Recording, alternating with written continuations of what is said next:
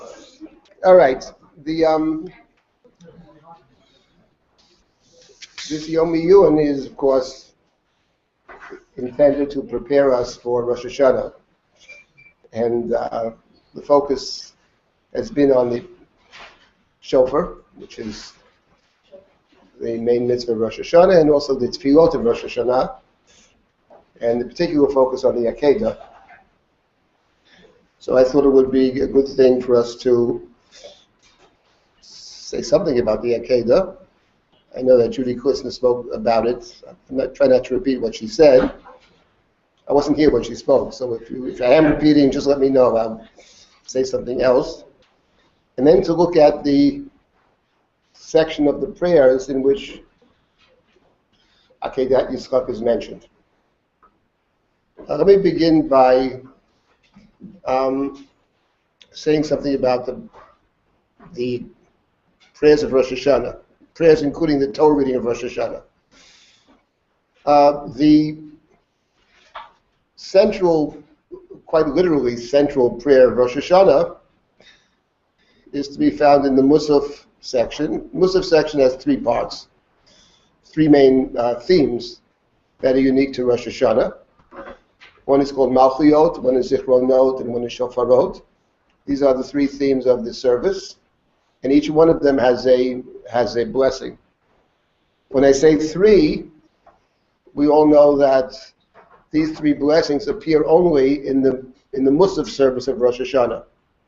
In all the other services of Rosh Hashanah, we have 7 blessings, as opposed to 9. In other words, let me just back up a second. I know most of you know this, but I'm going to say it anyway. The way the Midah is structured is 3 blessings at the beginning, 3 blessings at the end. That's uniform. What's in the middle? So during the week we have 13 intermediate blessings, which is a total of 19. We call Shmona Esrei 18. There were once 18, but we have 19. And those are requests that we have in the middle of the Shmona Esrei.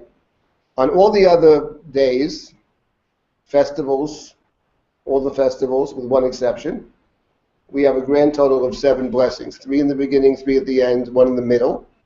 The one in the middle has a name. It's called Kedushat Hayom. The blessing, the text of the intermediate blessing, that one blessing is an expression of the sanctity of the day. And that's true on Shabbat, that's true on Pesach, that's true on Shavuot, it's true on Sukkot, Shmini Atzeret, even Yom Kippur, in which the Musaf can go for hours, but it's one blessing. It's just one blessing. Which is B'Kadesh Yisrael V'Yom Kippurim, one blessing. The exception is Rosh Hashanah. On Rosh Hashanah we have 9 blessings. As I said, Malchuyot, we have 3 at the beginning, 3 at the end. And we have the 3 intermediate blessings, Malchuyot, Zichronot, and Shofarot. Those are the 3, special. Most special service, structurally the most special service that we have. The question, of course, one can ask, which effectively the Talmud already asked the question, why do we have 9 blessings on Rosh Hashanah? Why don't we have 10? Because in addition to Malchuyot, Zichronot, and Shofarot, what happened to the normal blessing? Mekadesh Yisrael, in our liturgy, it's Yom HaZikaron. The blessing we say all the other services of Rosh Hashanah. What happened to that blessing? So we should have 10 and not 9. But we have 9 because we actually are combining the blessing of the day with one other blessing. But the practice of the Jewish people has been for a very long time that we combine the blessing of Malchuyot together with the blessing of Kedushat Hayom. Malchuyot is God's kingship. So we combine the theme of God's kingship. God is king of the whole world. We combine that blessing in Musaf together with the blessing of Malchuyot. So we have 9. Kedushat Hayom is included with the blessing of kingship. That itself, that's not, in the Talmud, that's not the only opinion. There's another opinion that we combine the blessing of remembrances with the Kedushat Hayom, but we don't follow that opinion. And the debate is not just an academic one. Presumably, the debate has something to do with the very day of Rosh Hashanah itself. That is to say, what is the basic theme of Rosh Hashanah? Kedushat Hayom is an expression of the sanctity of the day, the fact that we combine it with Malchiot, it's our practice, means presumably that the basic idea of Rosh Hashanah is God's kingship. That's the fundamental idea. It's a kind of enthronement day. It's a declaration that God is king. Having said all that, from the other side, what does it mean to say that God is king? Well, what does that actually mean? That's a big question. But I'm asking a more local question. What does it mean in terms of the structure of the service to say that God is king? What does the king do? What is God doing as king? So, it's a good question in general. It's funny, the Torah, which talks about the king, we read it a few weeks ago in the synagogue, tells us what the king's not allowed to do. Can't have too many horses, too many wives, too much money, can't take you back to Egypt. The Torah actually never says what the king does do. It leaves it up to the book of Shmuel to try to get some sense of what kings are supposed to be doing. In any event, the king, the primary thing that the king is doing on Rosh Hashanah is, as reflected in our service, because we have Malchiot, then we have Zichronot, and we have Shofarot. We'll focus this afternoon on Zichronot. There was an opinion that Zichronot is combined with the Kedushat Hayom, but it's interesting that in our liturgy, we are referring to Rosh Hashanah as Yom HaZikaron, which suggests to us that the idea of memory or remembrance is pretty important in conjunction with Rosh Hashanah. Now, what is the idea that God is remembering? We will be looking at this starting in a few minutes, together with the Akeidah, but what is the first thing we can say very simply? Our first encounter in the liturgy with God remembering, Ato Zocher, is how it's Ato Zocher Ma'aseh Olam, Ufoked Kol Yitzurei Kedem, that the idea of God remembering is one thing in the beginning, which is what? Which is? Noach is mentioned later. Noach is mentioned, Gamet Noach B'Yavo, we'll get to Noach, but what is the theme? What does it mean to God? What does it mean to say God remembers? One word, basically. Atah zocher ma'aseh olam. If you have the photostats, what do you mean you remember? What does it mean God remembers? God is judging. Judgment. The day of Rosh Hashanah is Yom Hadin. Yom Hadin, it's the day of judgment. Atah zocher ma'aseh olam. You remember, and then the text, glorious text, tells us what it means that God is remembering. It means that God is judging. God is judging individuals, and God is judging nations. Individuals, and all individuals, all created beings, briot, and at the same time, God is judging the nations. Al ha-medinot bo ye'amer.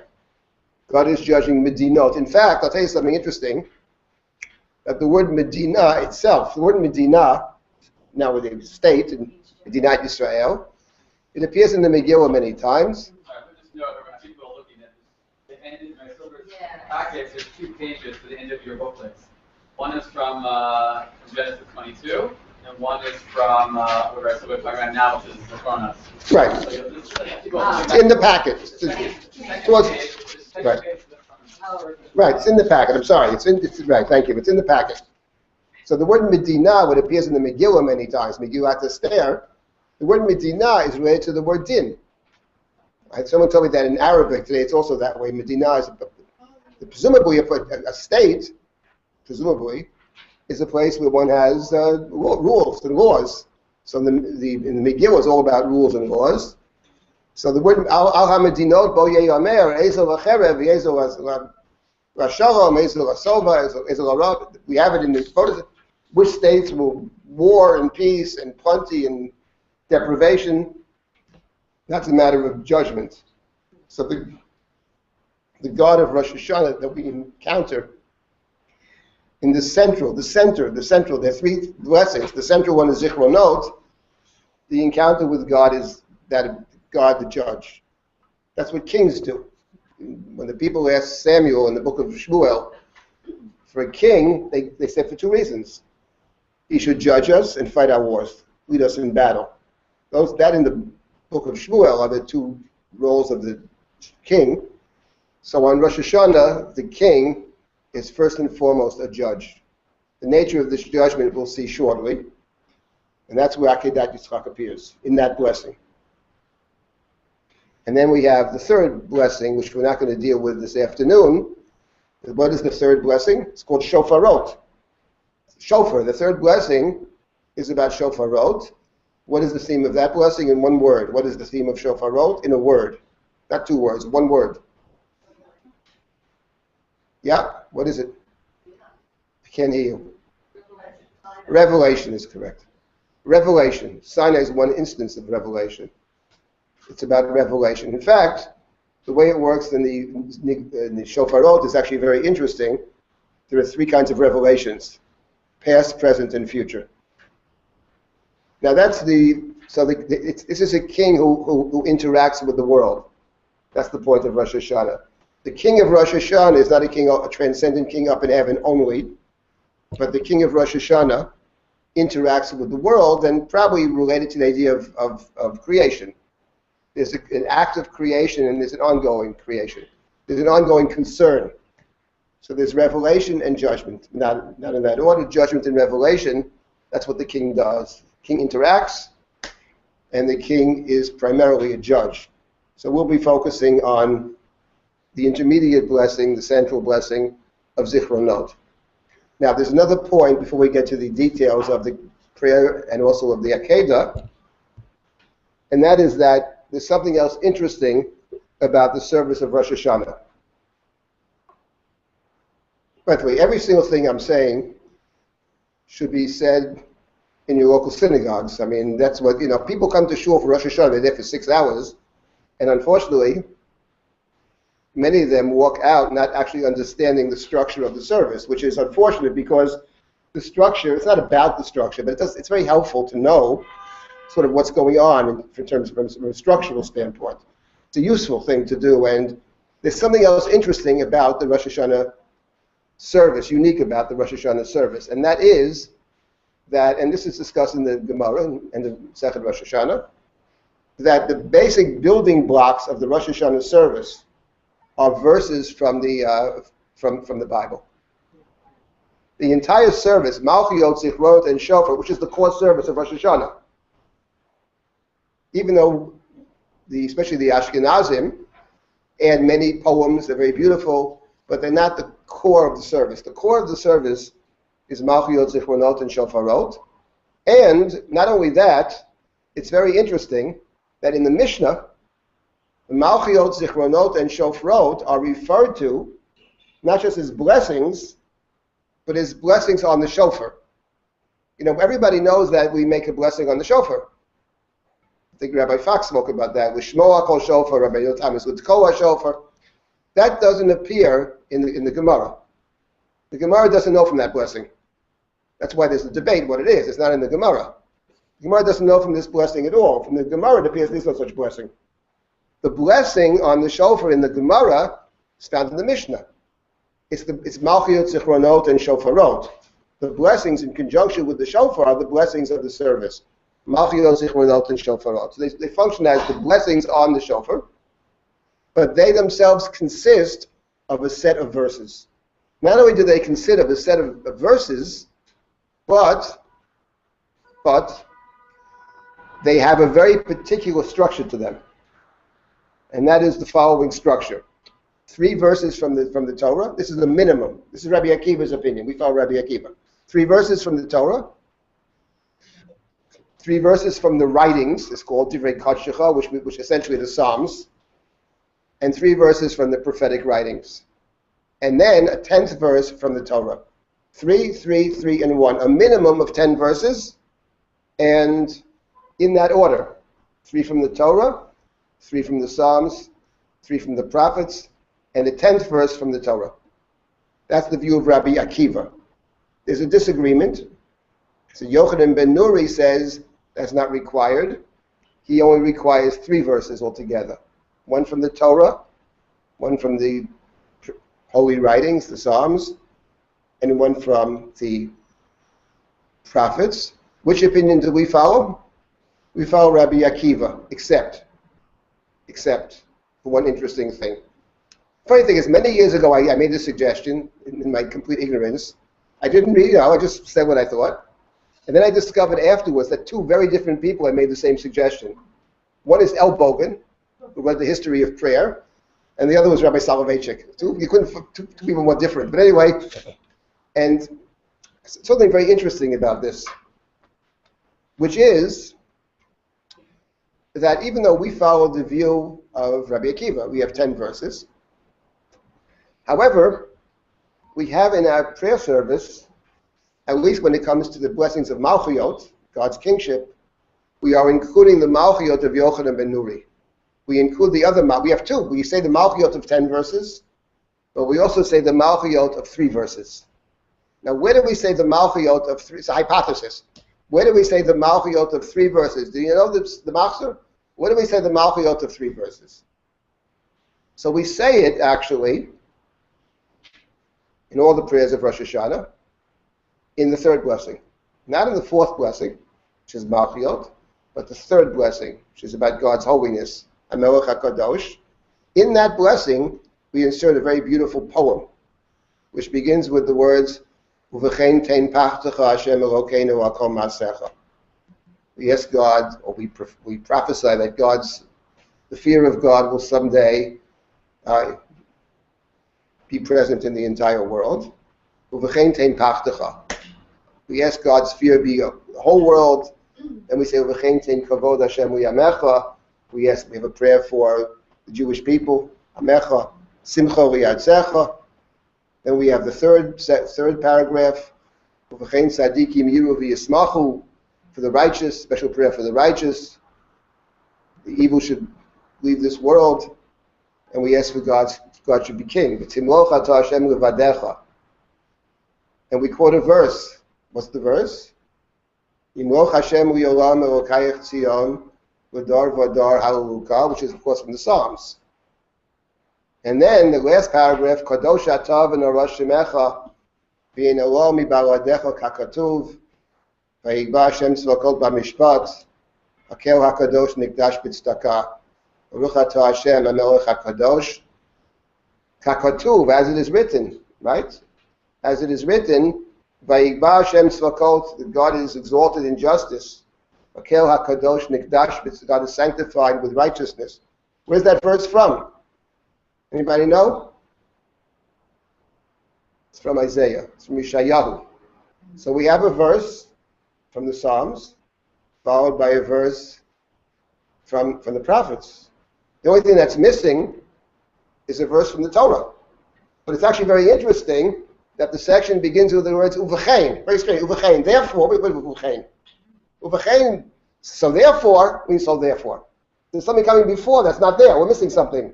What was there before?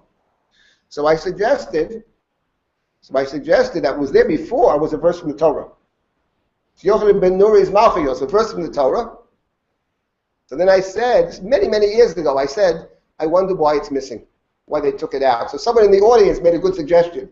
So I'll tell you why it's missing. It's missing for the following reason.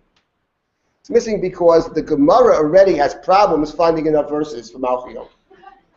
We only have 3 times in the Torah that we can find the verses for Malchiyot, to the extent that the 4th verse from the Torah is what?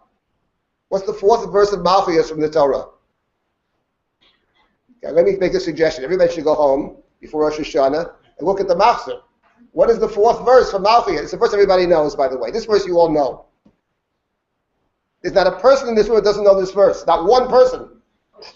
Shema Yisrael Hashem Elokeinu Hashem Echad, right? That's the 4th verse. But it doesn't say the word Melech. It's Kabbalat al Malchut Shamayim, but it doesn't say, because we have no other verses. We have to conscript the beloved Shema to get the 4th verse. So if we included Yochanan ben Nuri's pasuk, we actually be undercutting ourselves, we're preempting it. So therefore we took it out. Because basically for Rabbi Akiva. But V'chein tein pachto is so beautiful, how can you not say it? Very beautiful. So that's the Malchiyos of Yochanan ben Nuri. Anyway, so it's interesting that we have on Rosh Hashanah, it's very specific. It's essentially the currency of the prayer service is actually verses, biblical verses. Now, why is that so? We can hypothesize. Why is that the case? Why did they construct the service in this way. And my guess is the following, that since fundamentally Rosh Hashanah is about God's kingship, we are very reluctant to talk about God in general. Our tradition has grave misgivings about speaking about God. Actually, we have sort of conflict about it. On one hand, we don't want to. On the other hand, we do it all the time with our poems. So in talking about God, what the rabbinic tradition has handed us is a way to speak about God. The way we speak about God is by using God's language. And therefore, the entire service, because at the end of the day, it's about God's kingship. And so therefore, the text that we use on Rosh Hashanah, beginning with Malchiyot, is of course God's word, which is Torah, Nevi'im, Ketuvim. To make the point more sharply, if we think about the structure of the Musaf service of Rosh Hashanah, and we think about Yom Kippur, what on Yom Kippur is parallel to Rosh Hashanah? It's exactly the same place, right? Exactly the same place in the Machzor. On Yom Kippur, we say something different, something that's parallel. In each case, by the way, in Musaf, in the classical service, the Chazan asks permission to pray. Request in the middle of the service, is the Raven praying for 2 hours. So he asking permission to pray. In the Ashkenazic rites, and even the Sfardim also have permission to pray. Typically, Ochilo Lakel. Ochilo Lakel is a very short prayer with a particular nusach to it. It's a nusach of a request. Ochilo Lakel. That's the request nusach. Appears also in Shachris. It's a reshus. And then the Chazan starts Malchiyot Zichronot Shofrot. On Yom Kippur, exactly in the same place. What's parallel on Yom Kippur? What do you say on Yom Kippur? In the place that you say Malchiyot, what is it? Well, Esker's later. It's the Avodah. Starts with the Avodah. The Avodah, the service of the high priest. That's the reenactment of the high priest service. It appears precisely in the place of Malchiyot. And if you open up, you want to look at interesting, you want to study Goldschmidt, Daniel Goldschmidt in his Machzor, critical edition of the Machzor, he has several avodot. You see the avodah, the earliest ones, which are ancient, are essentially the earliest ones. Who knows how old? 3rd, 4th century. They are essentially, almost verbatim, the Mishnayot of Tractate Yoma. The avodah essentially is a recitation of even what we have. Amitz Koach or Atokonanta. They are the Mishnah. On Yom Kippur, you say the Mishnah. On Rosh Hashanah, you say it's Tanakh. Actually, Tachal, Torah, Ketuvim, Nevi'im. It's Tanakh. Biblical verses on Rosh Hashanah. On Yom Kippur, it's the Mishnah. The point being very simple. Yom Kippur is not about God, essentially. God's a given. It's about us. Can we atone for our sins? Can we reimagine ourselves? Can we go back into our past and think about what we did wrong? Can we correct it? Take on all kinds of obligations? That's essentially Yom Kippur. It's the day of repentance. Slichot, Vidui. These are all Yom Kippur themes. They're absent on Rosh Hashanah. And Rosh Hashanah is not about us. It's a day about God. It's about living in God's world. That's Rosh Hashanah. We are living in God's world. That has implications for us, no doubt. But it's not directly about us. So in the day of Rosh Hashanah, which is a day about a recognition that we live in God's world, with implications, because we're being judged, we begin to think about repentance maybe, but it's not a day of repentance. So the text is God's text. Yom Kippur, which is our day, there the text is actually our text. Our text is the Mishnah, our collected wisdom, our insights, etc. That's what we bring to Yom Kippur.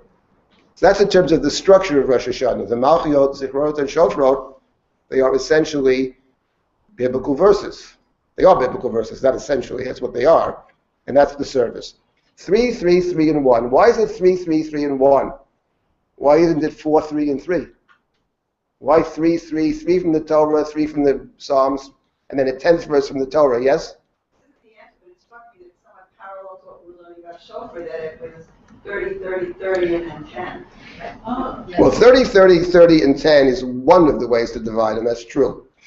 That is true. There are many different ways to, if you have 100 sounds, right, that's could be. That's one of the ways to, the Gemara speaks about 30 sounds. That's in the Gemara. 30 sounds of the shofar. Anyway, there will be 9 sounds, which become 30. 30 become 40. 40 become 100. It goes on. That's the way all the things develop. And anyway, in any event, the reason is simple. It's no chachmas here. The reason is because the 10th verse is a different part of the service. The service each section consists of 2 parts. The first part is some kind of statement about God. God is king. We quote different verses. The 10th verse, however, in the case of Shema, or the other cases even more so, are embedded in the last part of that section, which is a request. So Zichrono talks about God's remembering. We'll see what that means. But the end of the paragraph is, "O God, Zachrenu b'zikaron tov u'fanecha." Remember us for good. In the middle of that request, there's a verse. So the 10th verse is part 2 of the section. Part 1 is statements. Part 2 are requests. Bakashot. We ask God to remember us kindly, remember us for good, etc. And the biblical verse is found in that section. In short, the day of Rosh Hashanah, which is the day about God's kingship, is a day in which we are using God's text, and it's a very highly structured service, extremely so, in terms of the number of verses, the kinds of verses, where they're found, etc. Anyway, this is the section we'll call Zichrono. Now, what I'd like to do now is two things. First of all, to say something about Akeidah Yitzchak, and secondly, to look at this section of our service and to see what they're trying to say to us, some of the things they're trying to say to us. I would say the following, in terms of this, I think, is the central prayer of Rosh Hashanah, Zichronot. It ends with Akeidah Yitzchak. It ends with our recalling the binding of Isaac. One might say that the hero of Rosh Hashanah, from this perspective, would be Abraham. Because Akeidah Yitzchak is really not about Yitzchak. Akeidah Yitzchak is a prop in the story, essentially. Akeidah Yitzchak is about Abraham. That's true when it comes to the liturgy. When it comes to the biblical readings, however, it's very interesting. There, the hero, or more properly heroine, is not Abraham. The heroes of the Torah readings are 3. One is Sarah. One is Rachel. It's the Haftorah of the second day.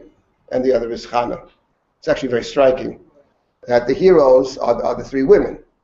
The women, they take center stage on Rosh Hashanah. In terms of Hashem Pakad et Sarah, which is the basic Torah reading for Rosh Hashanah. Remember that Rosh Hashanah essentially is just one day. So it's one day. It's only 2 days because of Sveika Diyoma. We're not sure which is the right day, etc. But in the Talmud, Hashem Pakad, God remembering Sarah, is the core reading. And then the Haftarah of the first day is Chana, story of Chana.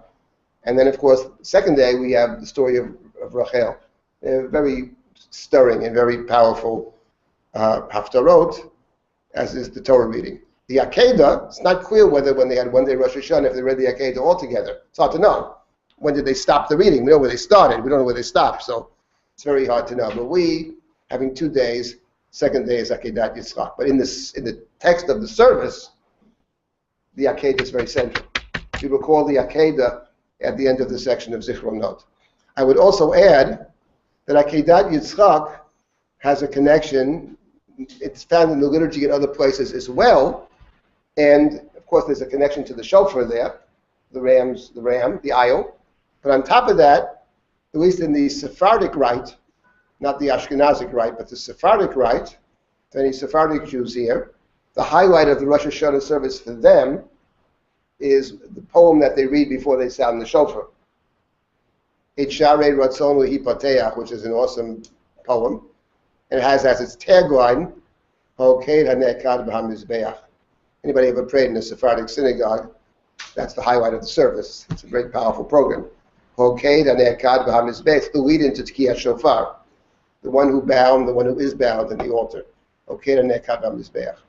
In any event, okay, so let's now begin, in the little time that we have, to look at, let me say one thing about Akeidah Yitzchak.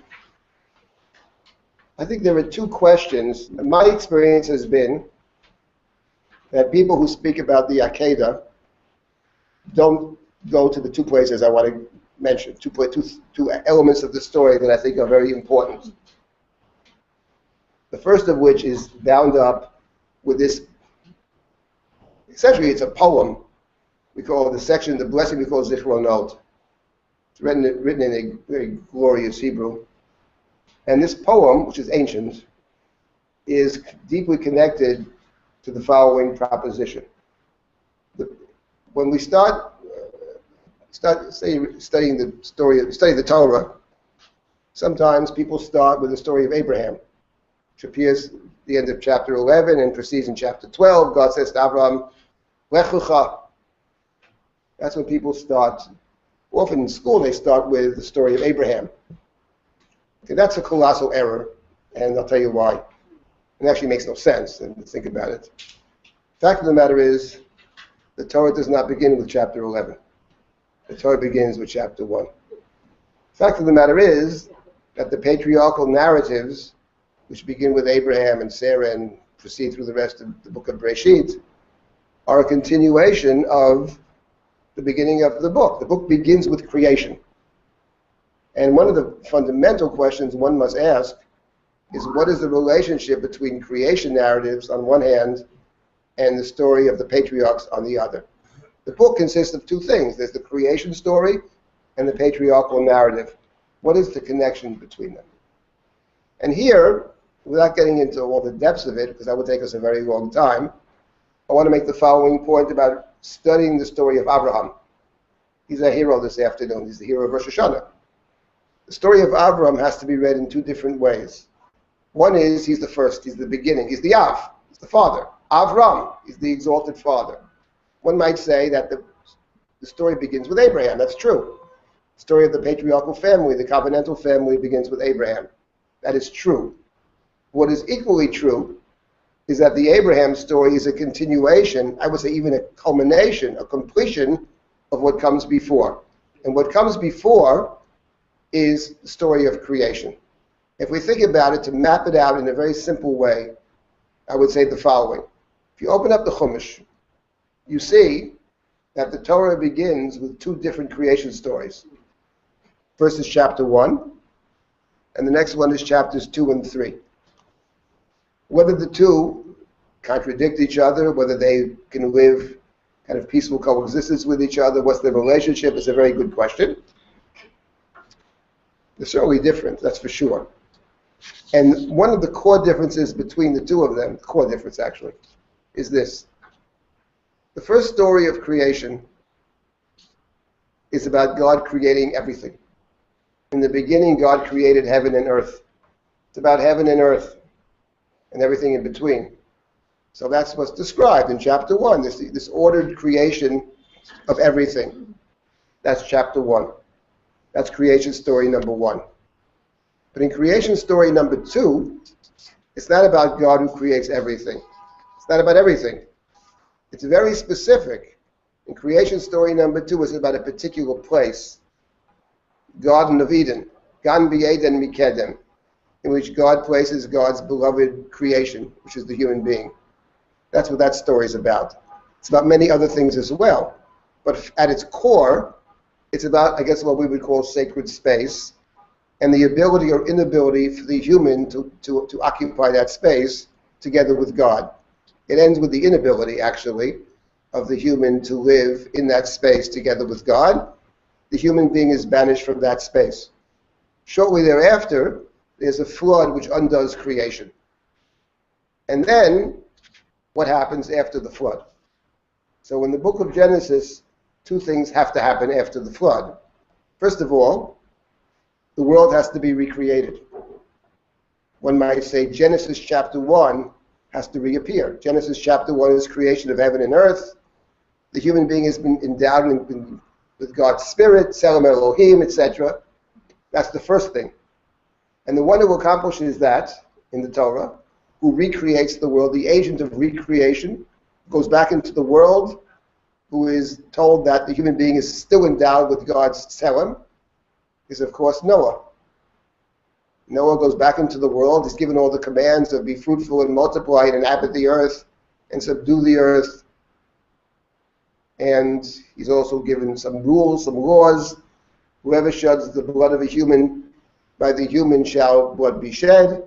Why? Keep it Tselem Elohim Asar Ta'adam, for the human being is endowed with God's Spirit. The expression Tselem Elohim is found at the end of chapter 1. So Noah essentially redoes the first creation narrative. But what he doesn't do is redo the second creation narrative. Noah does not connect to, discover, recover, or occupy sacred space. That's left up to the next character of the Torah, which is Abraham, and in two different ways. The first is the first command to Abraham of Lech Lecha, which is chapter 12. Go to the place that I will show you, right? And in which I will appear to you. God appears to Abraham in chapter 12, I believe it's verse 7. That's the first time. That's the first Lech Lecha. And even more so in the second Lech Lecha. The second time he has the command of Lech Lecha. I believe it's the only two times in the Bible that that expression appears, Lech Lecha.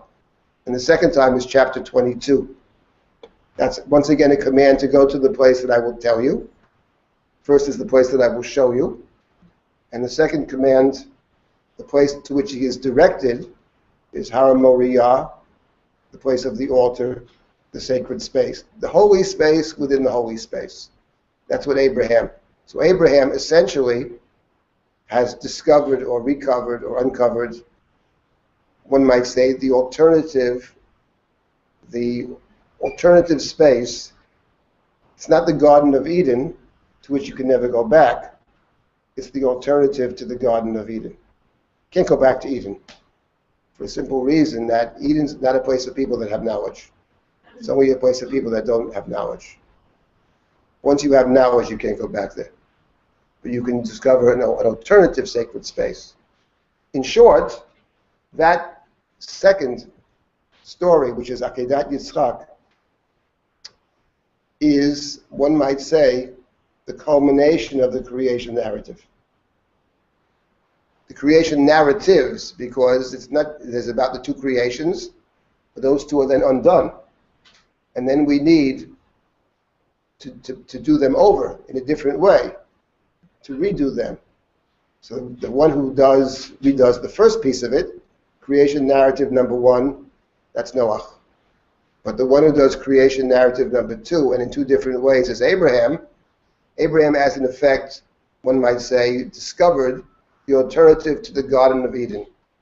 Now, if we had more time, I would demonstrate how the text makes this crystal clear to us. It's actually obvious if you think of it. I mean, it's not obvious till you see it, but once you see it, it becomes very obvious. And among other things, it's very interesting that in the banishment from Eden, why is the human being banished from Eden in the first place? What is the reason for the expulsion from Eden? God actually says why. At the end of chapter 3, God said to God, or to God's retinue, God saying, Hein ha'adam haya ka'achad mimenu v'da'at tov v'ra. Behold, the human being has become like one of us, to know good and evil. End of chapter 3 of Genesis. V'yata pen yishlach yado. And now, maybe the human being, yishlach yado, extend one's hand. It doesn't mean to extend your hand. L'shloach yad, in biblical Hebrew, does not mean to extend your hand, it means to harm. Maybe the human being will extend the human's hand and take from the tree of life and live forever. So what is God's concern then? God's concern is that the human being may become just like God. After all, the human already has knowledge. All that's left is to live forever, to be immortal. If you have knowledge and you live forever, says God, it's just like us. So that we don't want the human to be like us, says God. We don't want the human to be divine. And therefore, what did God do? Pen yishlach yado. Vayigarash et adam. God banished the human. Vayishalchehu. God sent the human away. Because pen yishlach yado, vayishalchehu. The truth of the matter is, the one who had warned us about this, about what God's concern really was none other than the main character of the Garden of Eden. That makes the story very interesting, called the snake. It's exactly what the snake said. That's not the reason. God doesn't want you to be God. And the snake never always tells the truth. The biggest liars always tell the truth, by the way. They never lie. They always tell. So the snake told the truth. It's right. That is the reason. Okay. That's the cause of the banishment from Eden. What might I say? The recovery of the ultimate Eden, which is the story of the binding of Isaac. What is the moment in the text that we know that Abraham will in fact secure that place? The moment we know that he will not have to sacrifice Isaac, because if he sacrifices Isaac, then he gives up his future. That's what the story is about. Again, by killing Isaac, then he renders himself, he enters into oblivion. He's already sent away Ishmael, so he's not around. The future depends, Avram, great father, depends on some kind of successor. He's unhappy with all the other choices. Not Eliezer of Damascus, not Lot. There's only Isaac. And the angel calls down to Abraham from heaven. What does the angel say? Al tishlach yadcha el anar. Al tishlach yadcha. The text connects us to the first story. Al tishlach yadcha. Do not sacrifice Isaac. And Abraham then understands, but you told me before to sacrifice Isaac. How can we reconcile the contradiction in God's command? Abraham intuits at that moment that there's a way to reconcile God's contradiction. That on one hand, Isaac is to be sacrificed, and on the other hand, Isaac is not to be sacrificed. Abraham's understanding, his resolution of the contradiction, is there must be something that simultaneously is Isaac and is also not Isaac. And what is simultaneously Isaac and not Isaac? The answer is sacrifice. That's the idea of sacrifice. The sacrifice is me. By the same token, it's not me. And Abraham picks up his eyes and sees, the text we have is achar, behind him. How can you see behind you? You can see behind you if you know it has to be there. He intuits at that moment what God is actually saying. It doesn't have to be told. It doesn't need a Shulchan Aruch at that moment, because he understands, he's in sync. And when you're in sync with somebody, they don't have to tell you anything, because you know what they want if you're really in sync. And Abraham is at that moment in sync. He's arrived at a place of true autonomy, but autonomy which is a function of a deep understanding. That's how he reconciles the contradiction. He understands the meaning of Al tishlach yadcha el anar, and that's the moment that the covenant is affirmed. And the covenant is affirmed means, what does it mean to be covenantal? What does it mean to be covenantal in the Torah? What does it mean? Stuff is so basic, by the way. It means to be immortal. That's what it means. It's an immortal relationship. It extends beyond himself. And what is the moment that Abraham actually achieves the measure of immortality? That's what the Torah wrestles with. How do you achieve, what is the first step towards achieving immortality? That's right. When he's ready to give up his future. It only happens in the Torah when you embrace your own mortality. When you embrace it fully, which is what he does. If he sacrifices Isaac, he becomes very mortal. He's consigned to true oblivion because there's no future. He has to embrace that. He has to accept it. And the moment you accept it, it leaves open the possibility of covenant. And covenant means an ongoing relationship. That's the point at its core of the Akeidah. In that deep sense, actually, there's a relationship between the binding of Isaac and the story of the Garden of Eden. If you want to be divine, you're expelled from the garden. You can't enter into a relationship, because it's not a relationship of equals. Because if there's any one truth, one core teaching of the Torah is this disjunction between the human being and God. Human being is not God. No human being is God. Moses isn't God either. He was 120 years, which is the number of years the human lives in Genesis, 120. He's a great human, but that means he's not God. If he's a great human, it means he has failings, because human beings have failings. The greatest with his failings. You have to embrace that. If you embrace it, then you can be covenantal. But that's the core text that lies behind the davening of Rosh Hashanah, certainly the intermediate blessing. That's the first point. And failure to read, maybe what the methodological failure is, not naming names. I have to name names because I've never seen a single person actually who understood this properly. If you don't read the Abraham story properly, that is, you have to read it two ways. I often tell the following story. Many years ago, some people in this room don't know this, we had a thing we called records. You had to put it on one of these record players, turned exactly, and there was the records, you heard music. Now it's back in, vinyl is in apparently now, but anyway, in those days, so I had a very dear friend of mine, still is, he knew I loved classical music, and he sent me one of Mozart's piano concertos, number 24, a great piece. Clifford Curzon, a great recording. Anyway, so I had this, I was very grateful. So these at the back of the record, they have these jackets, you can read about the piece. So, unbelievable. So I read, it said the following thing about Mozart. It said that Mozart actually made many innovations on the music of, on the Baroque music, especially of Bach. And I read this, I said, what? I grew up in a house that we lived with classical music. Mozart was the who came before Beethoven. That's how I grew up as a kid. There's Beethoven, we love Beethoven. Before there was Mozart. And now I read this jacket that said that Mozart is playing out of Bach. So I played the music. And you know what? I heard Bach. Actually heard Bach. I had never heard this before. This was a deep insight for me. And why do I mention this? You read the Abraham narrative.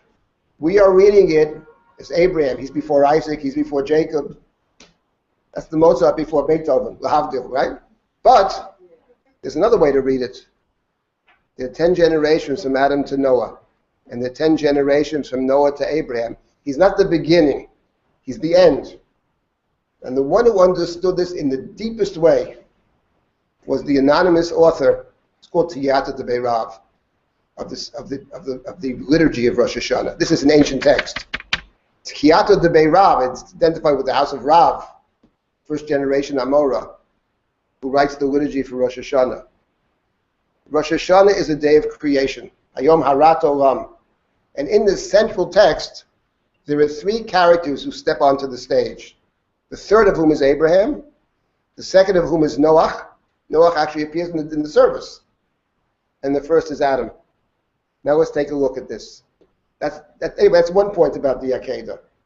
Now I'll get to a second point about if we have time, a second point about the Akeidah if we have time later on. I'm not sure we'll get there. In any event, let's first look at, because we are saying this on Rosh Hashanah, let's look at the Zichronot. Okay, let's very carefully, we'll read through this. I have a lot of questions. Okay? We'll learn this together. This is on page 158, and you'll have it in the packets. If you don't have one, share it. Very important to see the text. Begins, Ata zocher masei olam, ufoked kol yitzurei keder. You remember, this translation, masei olam, they translated what was wrought from eternity. Ufoked, they translate, are mindful of yitzurei kedem, things formed kedem, from old. First line, actually interesting. I'll ask you a question. By the way, in terms of the verses, the Gemara says that when you talk about remembering, you have to use all the verses that are cited. We haven't been up to the verses yet, but versus a statement. And in the verses, you have to have the word remember in the verse. In the section of remembrances, the word remember. So the Gemara asks the following question: which word means remember? So the word zocher, lizkar, is to remember. What about the word poked? What about the word lifkod? So that also means remember. So the Gemara actually says that it's also good. Lifkod is also okay, but the text that we have, we don't use the word lifkod. We only use the word zocher in the verses. We don't use lifkod. But what is the difference actually? I'll ask a different question. What is the difference between lizkar and lifkod? They're two different words. Now, when I say the difference, I'm not asking for the dictionary definition. I'm saying how they function in the biblical text. How does lizkar function for the most part, maybe always, and lifkod? Lifkod is a very interesting word.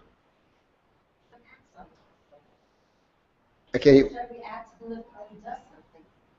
God also does something with Skor. By Yizkar Elohim et Rachel, by Yiftach et Rachma. When it comes to Rachel, it says that God remembered.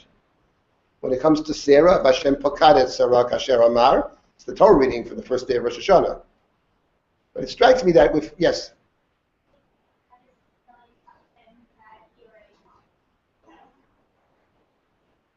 That's possible. I'm not sure that's true in every case.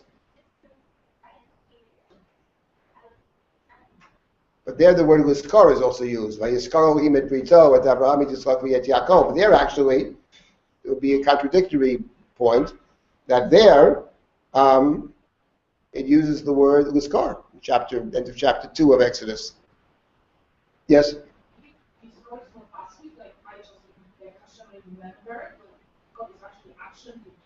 Okay, that's similar. That's a similar point that was mentioned before. You mentioned that point.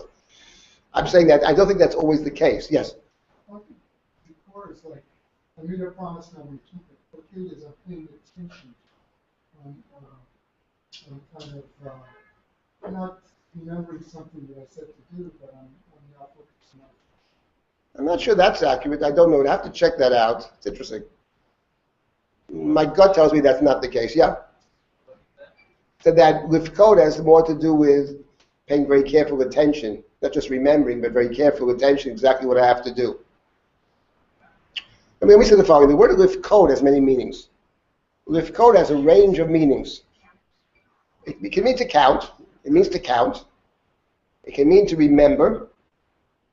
It can mean something else, which is to judge, actually. In other words, Uviyom pakdi ufakarati alehem, after the golden calf story, Moses prays for the people. God says to Moshe, listen, you guide the people. Uviyom pakdi, when I am pokei them, right, I will recall their sin. That has, the point over there is I will punish them. I would say that take to count. It can mean to remember or to recount in English, or take into account. To take into account. Those three in English, the three words are actually related, and they're related in Hebrew. Poked has a side to it, of a strict side to it, a side of judgment, a side of punishment. I wonder when Joseph said to his brothers, Pokod yifkod Elohim etchem, at the end of Genesis, God will someday yifkod etchem, whether he wasn't actually hinting at not just the redemption, but what it takes to get there. What it takes to get there is not so simple. So the word pokei carries with it a sense of not just remembering, taking into account, but a sense of judgment. And I wonder about this text, which is an ancient text we have before us, and very beautiful. The Hebrew is glorious. It's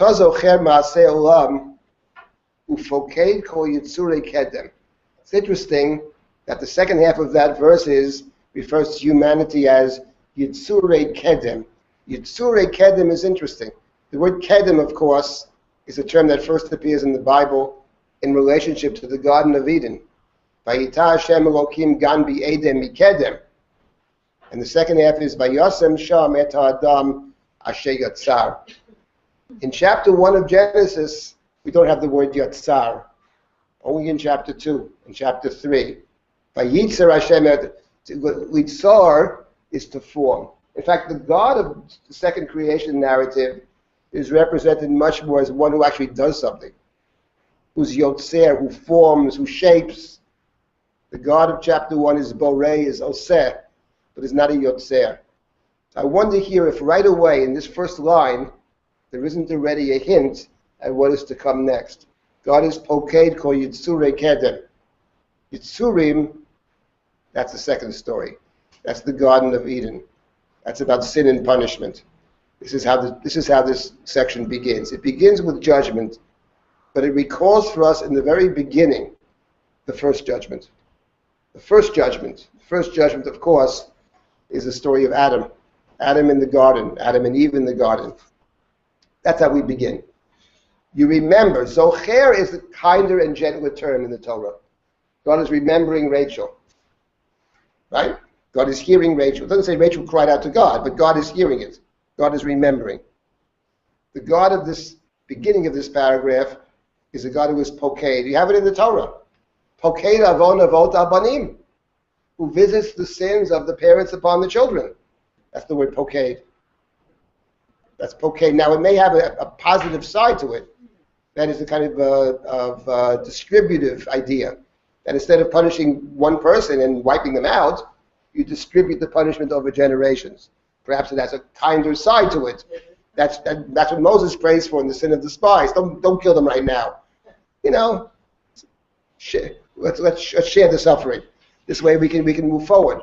Okay, but it has with it Poked as a side of punishment to it. Before you are revealed all of the hidden things. And the multitude of hidden things from the beginning of time. Here too, perhaps, there's a kind of hint at what's to follow. Because where do we first encounter the idea of things hidden from God, or the attempt to hide from God? That's the hiding, right? The hiding. The sinful human is hiding from God.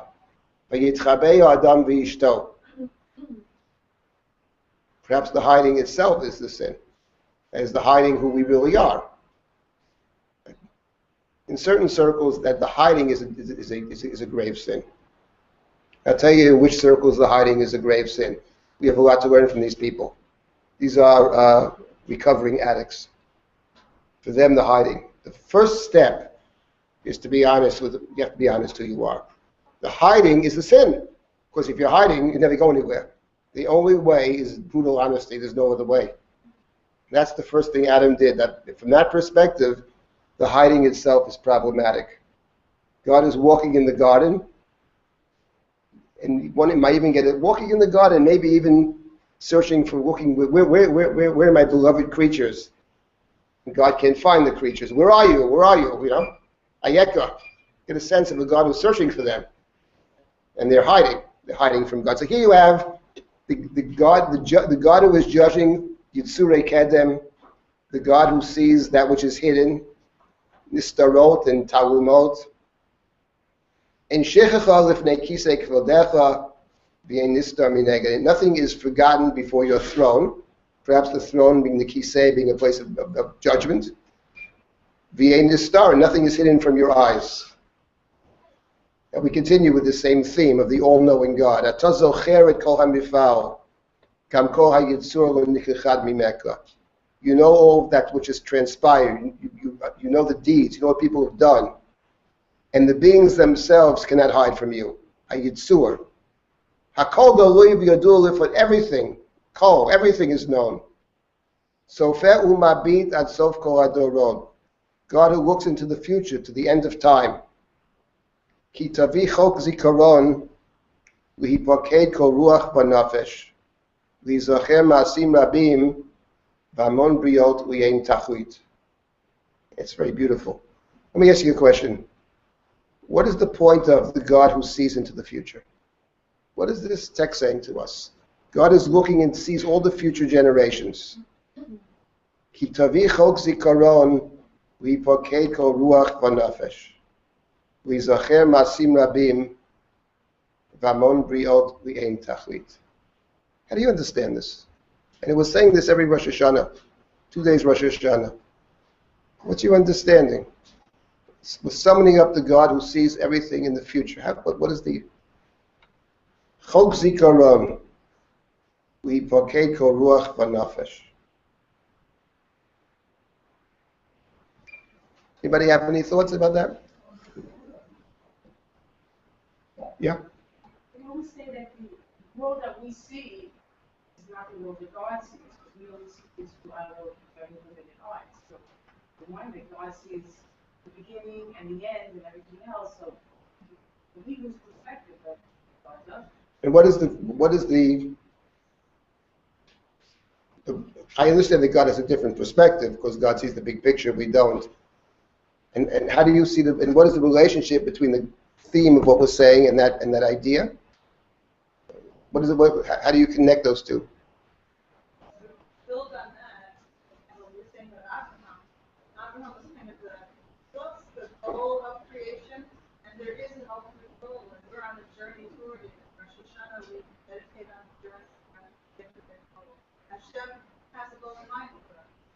Okay, so what you're suggesting then, I mean, if I understood you correctly, what you're suggesting is that this idea of, in other words, that the purpose of God's judgment then, if I understood you correctly, if I don't, correct me, the purpose of God's judgment is, in a way, kind of therapeutic, from this, not from the standpoint of the one being judged per se, but the lessons that are the idea of judgment as a kind of instrument of teaching, and to move us towards a better place.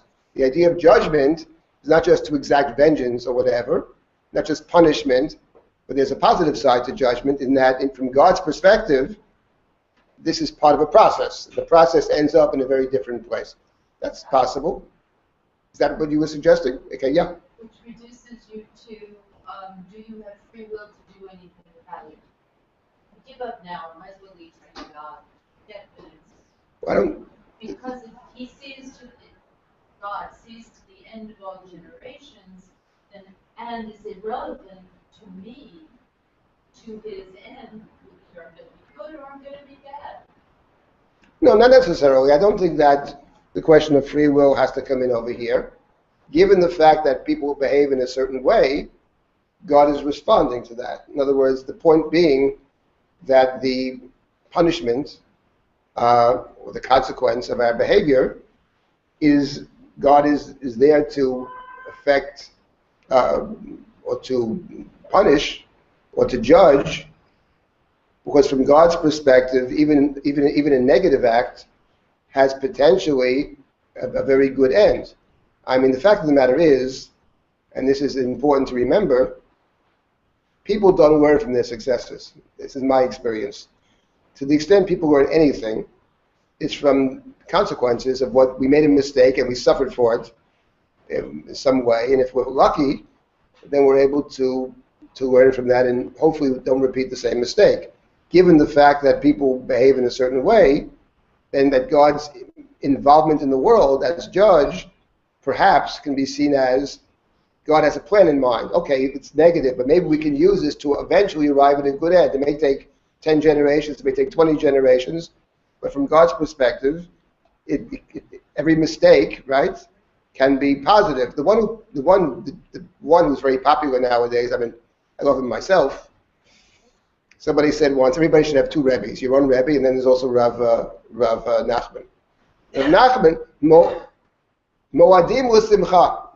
Rabbi Fruman from Tacoma was Moadim means how festivals, also means to fall down. Moadim l'simcha, I would say, your falling down is good because that's how you learn.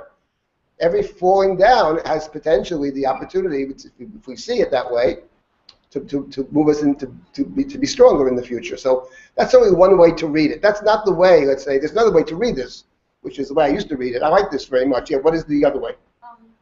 Could it be, am I supposed to take optimism if the covenant means an ongoing relationship?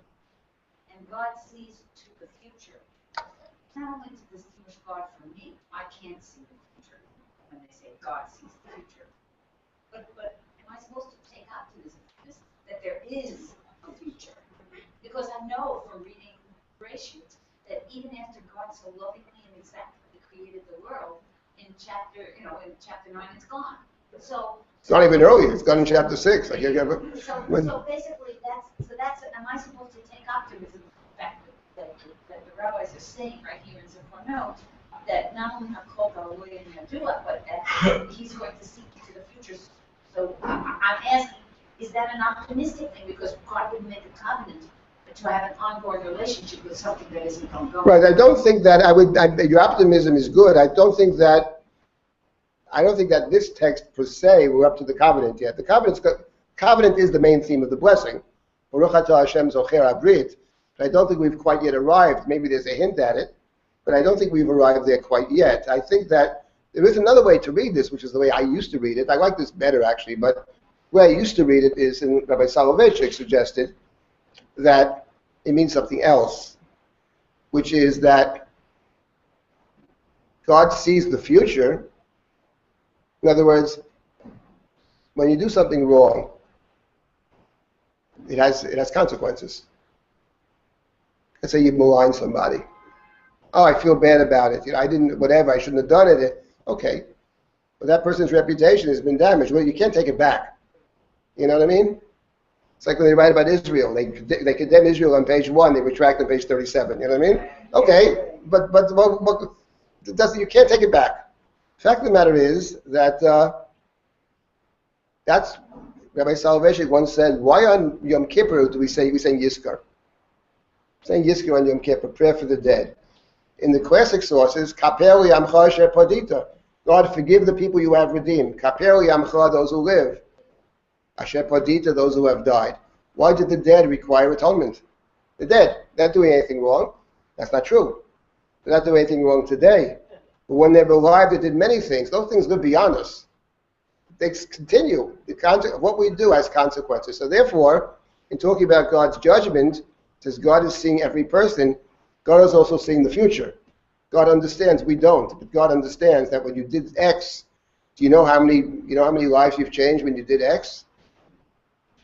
On the other side, you know how much good you can do in this world. If you do something good, continues to do good. But from the standpoint of judgment, that's the way he always understood it. So Fer Marbita Sof Kol Hadorot is part of the indictment. We think we're just doing this today. Okay, tomorrow morning, new day. Not the case, because it has deep consequences for all generations for the future. That's his understanding. It's part of the judgment. Anyway, now we come to the next line. Mereshit kozot hodata umilufanim otagilita. You made this point, right? You told us this from the very beginning, Mereshit. From time immemorial, you made this known. Ze hayom tchilat maasecha zikaron liyom rishon. This day is the first day, a memorial of the first day. Ki chok Yisrael hu mishpat Elohei Yaakov, a statute for Israel and an ordinance of the God of Jacob. That's a very critical line in the service, and it's a line that is not intuitively obvious as to what that means. You made this known from the beginning of time. The reason it's not intuitively obvious is it's based upon a midrash, and the author of this poem didn't bother to tell you what midrash. So I'll tell you the midrash. The midrash is this. The midrash is, this appears not only here, it appears elsewhere in the service also. The midrash is, well, first say the following. The Talmud says that the world was created not on Rosh Hashanah. The world was created on the 25th day of the month of Elul. That's what the Talmud says. The 6th day is Rosh Hashanah. In Midrashic tradition, Rosh Hashanah is not the first day of creation, it's the 6th, which is the day the human is created. The human being is created on Rosh Hashanah. This poem assumes that. It assumes the second point, that the human being is sinning on the day the human is created, not 2 years later. On that day, the human is sinning. And the third point it assumes is, on the day the human is sinning, the human is judged. Therefore, the day of creation, which is the first day of, which is Rosh Hashanah, first day of Tishrei, is the day of judgment. It's the day of sin and the day of judgment. That's exactly what it says in our service here. Ze hayom tchilat ma'asecha. This day, the beginning of ma'asecha, referred to the human being. Naseh Adam. Zikaron liyom rishon. This is a remembrance of that first day of judgment.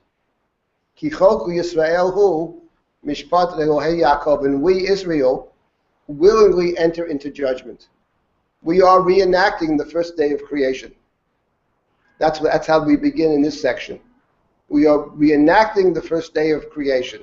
And then we continue. And that first day of creation, which is the day that Adam was judged and found guilty, together with Eve and whatever, that was a judgment of Adam. But who was Adam, actually?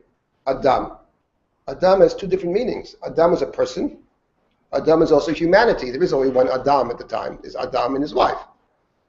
So that day, the day of sentencing, where Adam is sentenced, who is sentenced? The person is sentenced, but also humanity is sentenced. So therefore the poem continues, V'yach medinot bo ye'amer, and concerning nations, medinot, from the word din, it can be said, Ezel acherev, to whom will there be war and where will there be peace? Right? Where will there be abundance, plenty? Where there will be famine? That's collective groups, nations. Ubriot bo yipakedu. But also individual created beings are yipakedu, are remembered in judgment. Uhazkiram l'chayim v'lamavet, for life or death. Milon nifkad kayom hazeh. Who is not taken account of on this day? Ki zecher kol hayitzur lefanecha ba. For the remembrance, we're now back to Yitzur again, of the ones you formed to come before you. Maseish ufkudato, the deeds of a person, ufkudato, and the person's obligations, job, responsibilities. Alilot mitzadei gaver, and the actions of the person, right? Mitzadei gaver, the steps of the person. Machshavot adam v'tachbuotav, the thoughts and the machinations, v'yitzrei ma'alei ish, and the impulses. The word awesome is an overused word, but this is what it says. And the poetry is so beautiful. In short, we are all doomed because stand before a judge who knows everything, all our rationalizations, our impulses, knows us better than we know ourselves. It's part of the idea of prayer. We stand before one who knows us better than we know ourselves, you know? What does it mean? What does it mean, Maseish ufekudato? Maseish ufekudato. Here we have a theme of Rav Kook, which is deep in Chassidut, actually. Rabbi Soloveitchik also picked this up to some degree. But in Chassidic thinking, it's one of the core ideas. Maseish ufekudato, a person's deeds and a person's pikudah. Pikudah is an obligation or a task. That in this world, we have responsibilities. Then there's also, everybody has their own task. Everybody has something that they're good at. They were born to do so and so. Everybody's different. And then the question becomes, forget about everything else, am I doing the thing that I should be doing? Am I exercising my abilities in the way that is a service to the world, an obligation to the divine, and a service? That's pekudato. That's what God knows. God knows every person can do something. Everybody's in a different place. In short, the judgment is an all-encompassing judgment. And we stand before the one who understands it all. The impulses, the rationalizations, the actions, nothing is hidden and nothing is forgotten. And the person who represents this on Rosh Hashanah is none other than Adam. After all, it's remembrance of the first day. Tchilat Ma'asecha, Zikaron Liyom Rishon. We are remembering our common ancestor. We all have the same ancestor, the first human being, Adam. This was the day of his judgment. His day of creation is the day of sin, is the day of judgment. In this text, the text is not Pollyannish about human beings. The human being is sinning on the first day. So the question now becomes, as we study this, what hope is there actually? How do we escape the judgment on Rosh Hashanah? And here we come to a very important line, one of the turning points in this service. Ashrei ish lo yishkacheka, uben adam yitamitz bach, ki dorshecha u'yolam lo yikoshelu, v'yikomu l'netzach kol hachosim bach. Happy is the one who doesn't forget. Happy is the person who doesn't forget God. Happy is the person who strengthens oneself in God. Sometimes you look around and you find no support from other human beings, from community, from friends, family. Sometimes you strengthen yourself in God. You remind yourself what your mission is. Ki dorshecha, those that seek you will not stumble. Here we come to a very important word. One of my favorite words, the word drisha actually is ki dorshecha. This is one of the turning points of the service. Dorshecha lo yikoshelu. Who are dorshecha? What does it mean to be doresh? Doresh Hashem. Tishuni v'chyu. V'shichno tidrishu vata shama. What does it mean, lidrosh? Lidrosh has two meanings in biblical Hebrew. The poem picks up on both meanings. One is the word lidrosh, drisha v'chakira. It means to study something very intensively and very deeply and very carefully. The judge has the obligation in a serious matter to look into it very carefully. Lidrosh v'lachkar, drisha v'chakira. That's one meaning of lidrosh, to study something. But the word lidrosh has actually another meaning, and that is to search. Livakesh. Lidrosh and livakesh are two terms that are similar, not identical, but similar. Happy are those that are doresh. Happy are those who seek out God. Fortunate, not happy. Fortunate is the one who seeks out God. Dorshecha. Because if you seek out God and don't forget God, then the poem says, Ki zecher kol ha'masim lefanecha ba. God remembers all the actions. But atad doresh masei kulam, God is a doresh. And suddenly it takes on a different meaning. It's not about a judge who simply sits there like a computer counting out the pluses and the minuses. This kind of divine scorekeeper. But atad doresh masei kulam, suddenly there's almost a human side to this. God is seeking them out. Not everybody is the same. Those who seek out God are sought out by God. And what is the example of somebody who is seeking out God and God seeks this person out? That's the next line. You remembered Noach in love, with love. So it's not the objective. The key word is bihava, because Noah was a righteous person. And therefore, God doesn't respond to the Noachs of the world the way God would respond to somebody else. Batifkedeyu b'dvayishua v'rachamim. Batifkedeyu was interesting over here. Could be remember, could be redeem. God didn't just remember Noah, right? God saved Noah with words of redemption and mercy, inasmuch as God brought the flood upon the whole world to destroy them because of their evil deeds. However, in the 2 lines later, Zichron Noah lefanecha Hashem Elokeinu, the memory of Noah came before you. So onto the stage of Rosh Hashanah, very unlikely person. We started with Adam, and now we move to Noah. Noah is the second step of creation. Noah is part of the creation narrative. Noah is the recreation of the world. And now, with this statement of Noah, and the idea that there are some people that God treats differently. Those that don't forget. Those that don't forget God, God doesn't forget them. God treats them differently. There's a law, but it's tempered by ahava, by love. And now, kakatuv b'toratecha, now we begin the section, of course, after this preamble, now we begin the verses. And they're going to be 10 verses.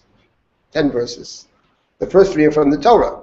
So it's got to be a verse in which the word memory is found. That's the point. There are rules over here. You got to play by the rules. You can't just read any old verse. There's got to be the word Vayiskar, which there is. And in this verse, the first verse is referring to Noah. We have to remember something about the verses, an important point, just to be realistic about it. There are not an infinite number of verses. There are certain rules. The author is limited by the rules of the Talmud. You have to have the word to remember. But the first of them is Noah. God remembers Noah and the animals that are with him, and God caused a wind to pass over the earth. Vayashoku hamayim, and the waters were stilled. So this is the recreation. In the first creation in Genesis, it begins with this verse that God, in the beginning, God created heaven and earth, right? And the earth was a void. The ruach Elohim merachefet al panei hamayim, the ruach, either the wind or the spirit of God, hovered above the waters. Spirit of God probably refers, in biblical Hebrew, often refers to God's wisdom. Ruach Elohim is often the wisdom of God. So God created the world in wisdom. And the recreation of the world, the undoing of the world, as the waters exceed the boundaries. And now the beginning of the second creation is the waters are stilled. Vayashoku hamayim, once again, we have Ruach Elohim. Vayaver Elohim Ruach al Haaretz, Vayashoku hamayim. That's the first verse. And now we have more verses. So the next verse on the next page, 159, V'nemar, and it says the following. And now we move to two more verses.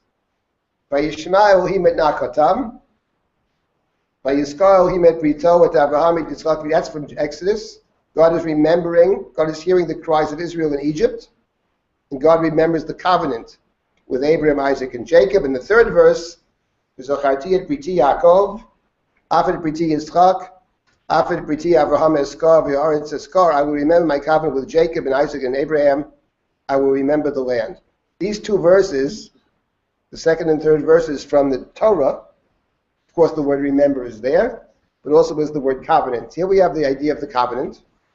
And it's interesting that in verse 2 and verse 3, they are referring to a situation in which the Torah speaks of a people or community who it would appear in and of themselves are incapable of being redeemed. It's a very important point. God is hearing the cries of Israel in Egypt, and God remembers the covenant with Abraham, Isaac, and Jacob. That is to say, that in and of themselves, that God may feel sorry for them, God would not be moved to redeem them. God only redeems them because of the cries that God is sensitive to, but also because of promises that God has made. The covenant is invoked typically in situations, and certainly in the third verse, which is taken from the book of Vayikra, from the admonition in Vayikra, where it says, I will send them out of the land, fail to observe the sabbatical years, they will confess their sins, they'll pay back the years that they worked the land, they shouldn't have worked the land, and the Torah repeats there, I will take them back, I will remember my covenant, which suggests to us that in and of themselves, they're unworthy of redemption, but that God is redeeming them because of promises God has made, covenantal promises. And this actually is a very important point. This, of course, becomes the key theme now in the rest of the blessing. And I think the point from the standpoint of the structure of the service is this, that there are three themes in this section. Theme number one is judgment. That's the primary theme. Rosh Hashanah is the day of judgment. But then you can escape judgment. Some people can escape judgment if you are a seeker of God, if you don't forget God. The first example being Noah. And that's great if you're a seeker of God. But for the rest of us who are not, the question is, how do we achieve redemption? How do we escape the judgment of Rosh Hashanah if we're not seekers of God, if we're not, in the words of the Torah, as Noah was, ish tzaddik and tamim, a perfect and whole and pure and righteous person? For those who are less than perfect, how do we have a successful escape from the judgment, from the all-knowing judge? So here, the critical theme is that of covenant. That's the theme that appears here in the verses, and this is the theme that the text runs with, and that's the theme that, of course, is the last Torah verse on the bottom of page 159, and that's the theme that is actually the blessing. Blessed are you, O God, who remembers the covenant. That's the blessing of the Zichronot section. So the covenant over here, of course, is the focus. When it comes to covenant, God remembering the covenant of Abraham, Isaac, and Jacob. God remembers the covenant of Jacob, Isaac, and Abraham. And later we'll come back again, of course, in a couple of minutes, to the binding of Isaac, which is, of course, the culmination of this blessing. Now, before we get to the binding of Isaac, let me just go through a couple of other points in this blessing about the other verses. Now, the next section is something here I must confess I don't understand, and I actually did a little research on this. My gut tells me there's a mistake here, but since every text I found says the same thing, I'm very hesitant to say that. The second section, of course, we finished with the three biblical Torah verses. Now we come to the three verses from the Psalms. Divrei Kodshecha, they're called, your holy words. It says the following. Zecher asar l'niflotav, Chanun v'rachum Hashem v'nemar teref natan li reyav yiskar liolam brito. So we quote two verses over here. It says the following: God has made a memorial for God's wondrous works. The Lord is gracious and full of compassion. And it says, God gave meat to them that fear him. God will be mindful of the covenant. So those two verses are from the Psalms. I don't have the citation here. I think it's either 110 or 1. Let me just see. It might be Where are you exactly in the handout? page 159 Okay. on the next verses, which is about 7 or 8 lines from the top of the page. Right? Everybody sees that? 8 lines down. Okay. 8 lines down. Yeah, Psalm 111 actually. Psalm 111. Page 1555 in this translation. Psalm 111.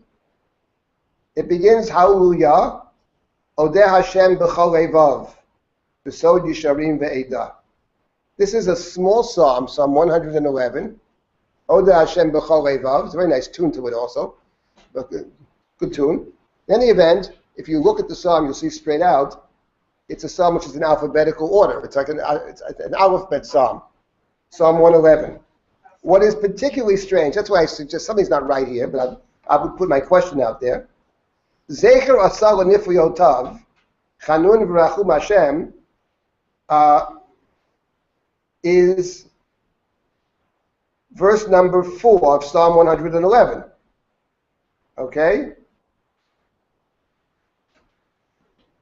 Verse number 5, Teref Notanu, is the next verse. Zayin Chet Tet Yud. What is very strange is, first of all, that only one of the two verses has the word Zecher in it.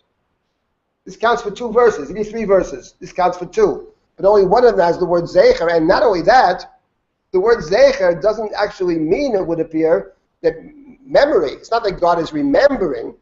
Zecher Asal Niflo Tav, right? Here they translate, God has one be known for God's wonders, which is pretty correct. It's very odd. I mean, so I would have. I mean, what I'm hesitant to say is that initially this counts as one verse, was short a verse.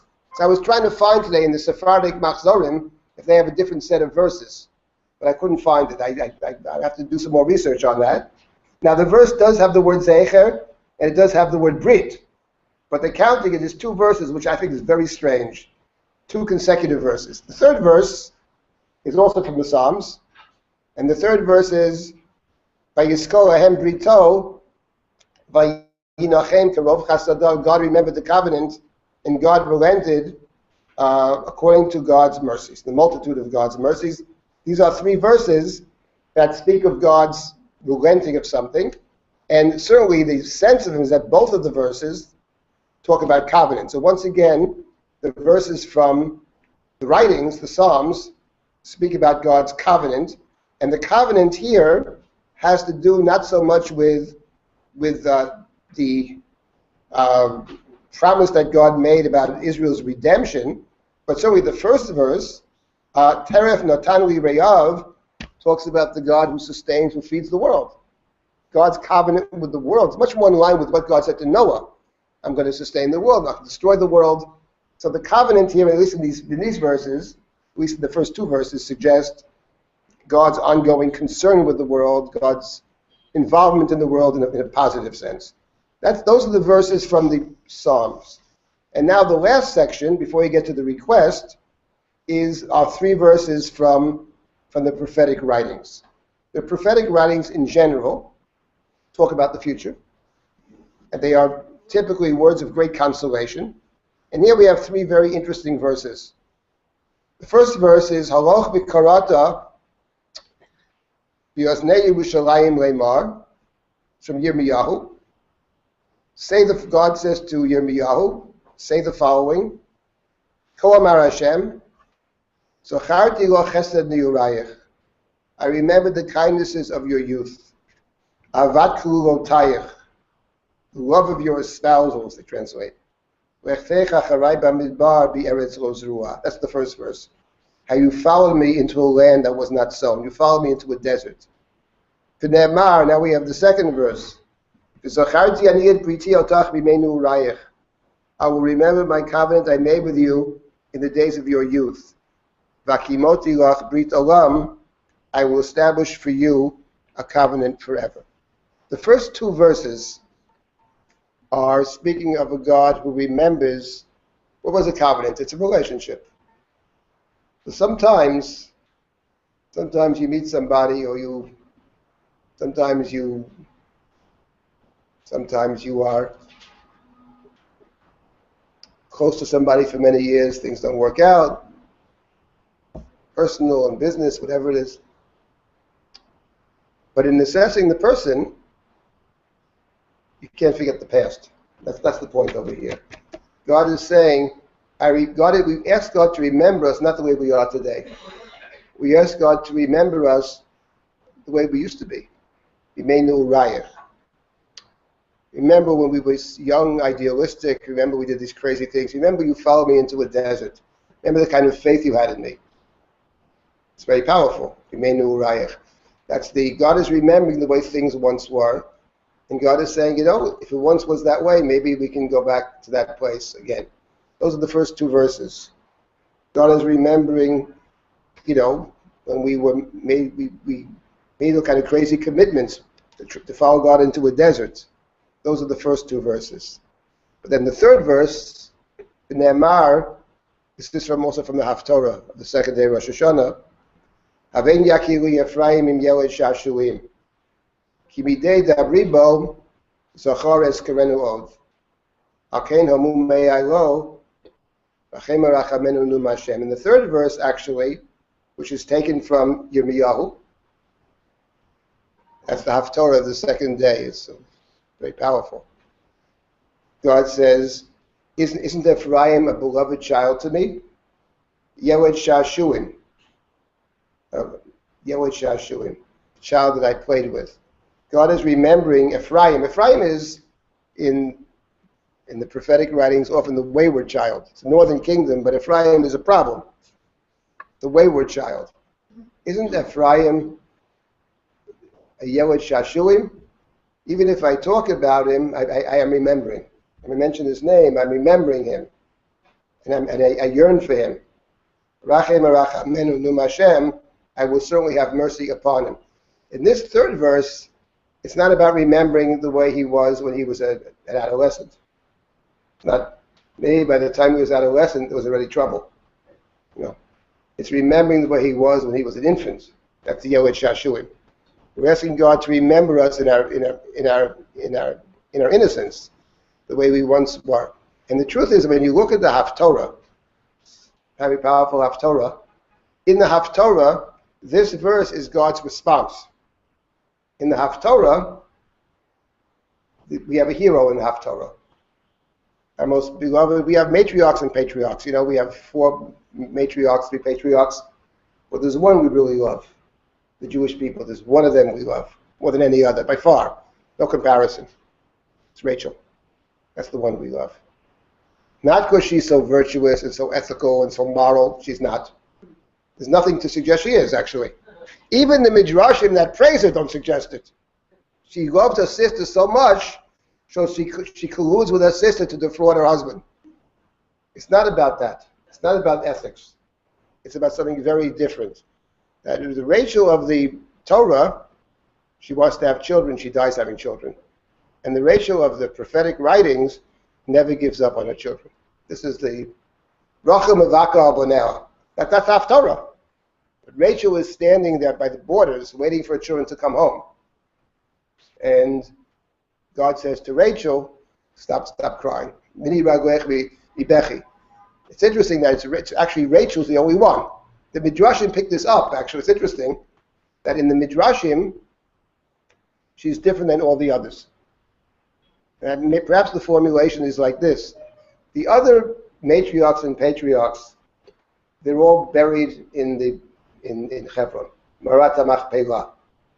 In fact, Rashi quotes, in Chumash, Rashi says that when the spies were sent into the land, Kalev was near Hebron. Kalev was in Hebron. So Kalev went to Hebron because he wanted to pray by the grave. He says, how can I not go there and pray there? Abraham and Sarah there. So he goes, he prays Jacob and Leah, Yitzchak and Rivka. You go to pray there. But Rachel is different, actually. Rachel is not buried in there. Rachel is buried in some roadside grave. Who knows where she is? Baderech. Rachel has no place. The person that has no place, you see, that's the only one who actually can stand and wait on the road for those who have no place. That's the point of Rachel. So, of course, we love Rachel for one very simple reason. Not because she's so moral. Because she loves us. Because we know wherever we do in this world, she's waiting for us. That's the point of Rachel. So in the Haftorah, God is responding. Kol b'Ramah nishma. There's a cry in Ramah. Rachel mavaka. It's interesting. Where is Rachel's grave? You know, in the Rosh Hashanah, it's in Ramah. In the book of Samuel, it's in Seltzach. In the Torah, it's B'derech Efrat. She's every place. She's no place, every place. Wherever she has to be, she goes out there, she waits. So in the Haftorah, actually, God says to Rachel, don't cry. V'shavu banim levuam. The children will come home. They'll return someday. Since you don't give up on them, I don't give up on them. That's the Haftorah. She's the heroine of Rosh Hashanah. She never gives up on us. She's always there for us. So this is the last verse. I mean, it's very powerful. Abein Yakili Ephraim is maybe it's one of the highlights of the davening. Isn't Ephraim beloved to me? I mean, a little child, right? Yeled Shashuim. Don't see us the way we are today. Imagine us the way we were, innocent children. That's the point. It's very powerful. Rachem Arachamenu Num Hashem probably is a play on Rechem, on womb. In other words, God says, I go back even before he's born. You're talking Yeled Shashuim, and I say to you, Rachem Arachamenu, even before. That's the idea of we have something which transcends our behaviors. That's what we're saying. Not that we just do whatever we want, but we're relying on Rosh Hashanah on something else, which is a different kind of relationship, which we call covenantal. There's something very deep about this. We are part of this people. We're part of this community. And perhaps we also are saying, I like to believe we say this, which is, it's not just we're related to Abraham. It's that we also see him as our hero. We see him as a model of behavior. Okay, we fall short, but we are still connected to Abraham. We're connected to Abraham, to Isaac, to Jacob, to the matriarchs, to Rachel. We see ourselves in that way, and therefore, since we see ourselves in that way, we accept upon ourselves to try to be that way. We aspire to be that way. Maybe we will be that way. Therefore, don't forsake us. This is part of a covenant, part of an ongoing relationship. At the end of the day, that's what we are leaning on, depending upon, to escape the judgment of the Zichronot. So there's a theme of judgment, and there's a theme of, I would say, providence. God is sparing Noah. The whole world's destroyed, and this one guy and his family escape. But then for the rest of us, it's the covenant. And now that's the end of this section. Rachem Rachem Adum Hashem. And now we have the request. This next section is the request. The first 9 verses are part of the statement. What is this day of Rosh Hashanah about? Judgment, providence, covenant. And now we are making a request, which is the last paragraph on page 159. Elokeinu v'Elokei Avotenu. Zochrenu b'zichron tov lefanecha. We ask God to remember us for good. Remember, we started by saying God remembers everything. There's no forgetfulness before God's throne. Ufakteinu b'fkudat Yeshua v'rachamim mishmei shmei kedem. The request section is picking up on the language that we have in the beginning. Yitzurei kedem, pikudat Yeshua v'rachamim. Uschalanu Hashem Elokeinu et habrit et hachesed et hashvuah asher nishbatu liAvraham Avinu b'har. We ask God to remember the kindnesses and the promises. God made a promise in the end of the Akeidah. Be nishbati num Hashem. At the end of the Akeidah, God is swearing. When you swear, you have to keep your oath. In the Bible, you can't get out of oaths. You take an oath, you keep it. So you made an oath. We are reminding God of God's promise that you made in Har Moriah. V'teira'eh lefanecha Akeidah, shakad Avraham Avinu et Yitzchak beno al gabei hamizbeach. We ask God to remember the Akeidah. The fact that Abraham bound his son Isaac on top of the altar. And in doing so, Abraham overcame his basic nature. The basic nature of Abraham, we claim in this text, is that of kindness. It's about chesed. He's a kind person. Yet when you commanded him to sacrifice his son, he didn't question it. He did what you told him to do. I would say as a side point that there are some people who believe and make the claim that Abraham made a mistake by not arguing with God, and he should have argued with God, he failed the test and all that. That goes under the category of narishkeit. It's complete and utter nonsense. Anybody who has the slightest ability to read the Torah understands that's absolutely impossible. It's clear in the Chumash, without question, whatever the problems it causes for us, that he passes the test perfectly. Yes, he did pray for Sodom. That's true. But he doesn't pray for his son Isaac, and for a very simple reason. Because when it comes to Sodom, God said to Abraham, I can't hide from you what I plan to do. I know you're concerned with justice and righteousness. I've got to tell you what I plan to do. That's called an invitation. I invite you to argue with me. Right? And Abraham says, what? The God of justice won't do justice? There's an invitation. When it comes to the Akeidah, which begins with the words, at that time God tested Abraham. God tested Abraham means, very simple, that there's no place to argue. You know, let's read the text for a second. Sometimes you're talking to somebody. Someone says something to you and you understand, listen, I don't want you arguing about this point. You know what it really means. I want you arguing about this point. But sometimes somebody says something and you know there's no point to argue because they're not actually inviting a conversation. The decision has already been made. There's nothing that's going to change it. I want you to accept what I have decided. When it came to Noah, for example, who did not argue with God, God said straight up to Noah, you are the righteous person in this generation. And the Torah said, so Noah did what God commanded him to do. And there's not an intimation in the text, in that text in any event, that he did something wrong. The Torah repeated 4 different times. He did what God commanded him to do. It's very clear. When God says to Abraham, get up and sacrifice your son, your only son, the one you love, Isaac, Abraham is hearing, it's not up for discussion over here. It's not an invitation to argue. It's a test, and that's what it is. And correctly, from the standpoint of the Chumash, he does what God tells him to do. Now, he may believe, as I think he does, that it's going to work out for the best somehow, some way. That I think is a good reading. But the idea that he should have said, what are you talking about? He's innocent. How can you ask me to murder my son?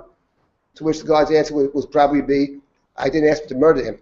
I asked you to sacrifice him. That's not the same thing. But in any event, there's no intimation in the text. And actually, it's the opposite. It's obvious in the text that we have a perfect fulfillment of God's command for the following reason.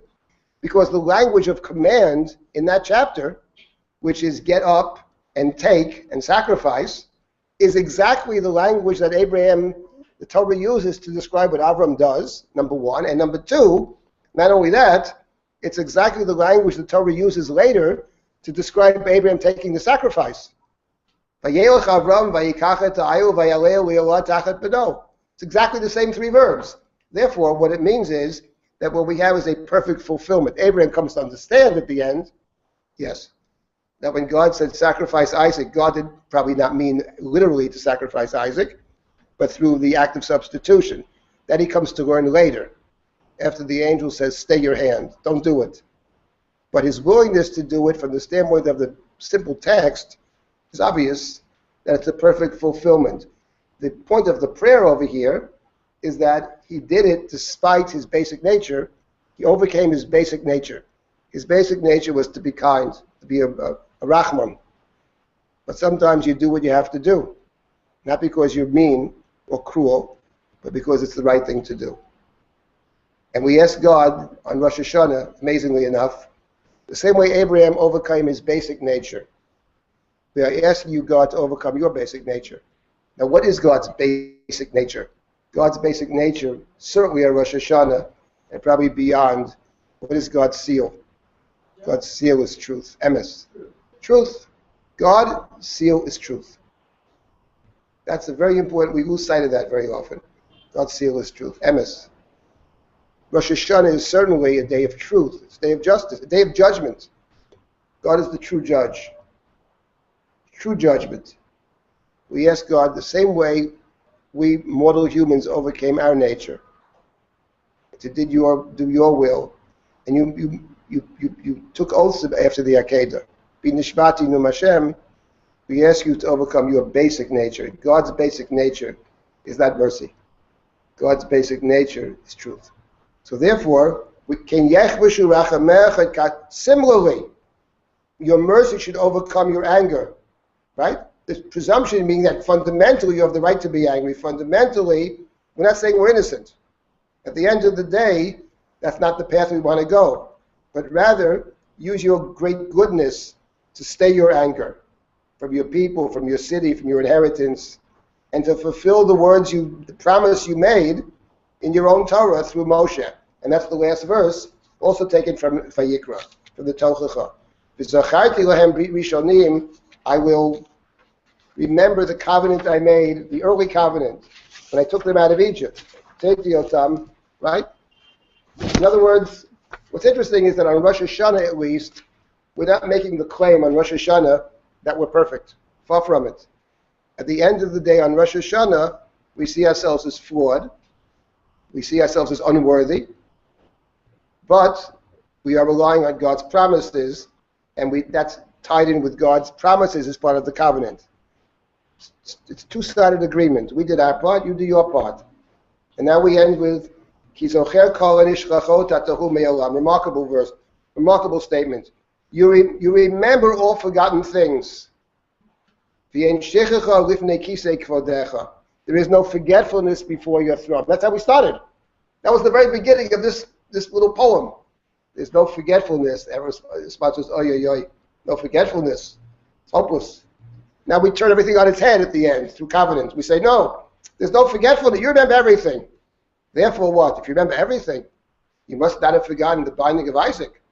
Akeidah Yitzchak v'zaro hayom rachamim tizkor. And the binding of Isaac today remember in mercies for his descendants. Blessed are you, O God, who remembers the covenant. That's how we managed to turn things around at the end of this blessing. I call it the central blessing. Let's not forget, the day is Yom HaZikaron. It's a day of remembering. That's Rosh Hashanah in our liturgy. Blessed are you, O God, who remembers the covenant. Here I think is an important difference between Rosh Hashanah and Yom Kippur. In the Chumash, there are two different places, actually more than two, where the Chumash speaks about repentance, confession. One of them is in Vayikra chapter 26, which has been cited here twice. That chapter is cited twice in this blessing, in terms of covenant. God remembering the covenant with Jacob and Isaac and Abraham, the covenant of the earlier years when I took them out of Egypt. There it mentions confession.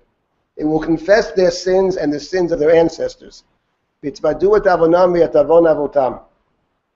interesting is in that context, it would appear that confession itself is insufficient. Because the Torah says, I'll take them back because of my promises. That's chapter 26. This week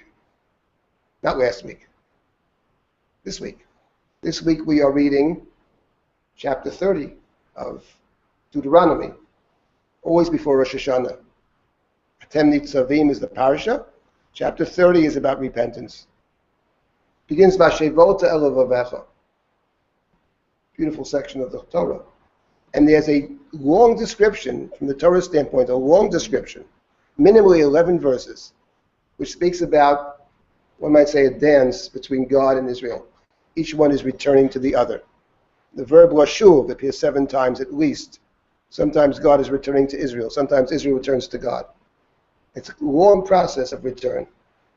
There's no mention of covenants with ancestors or anything like that.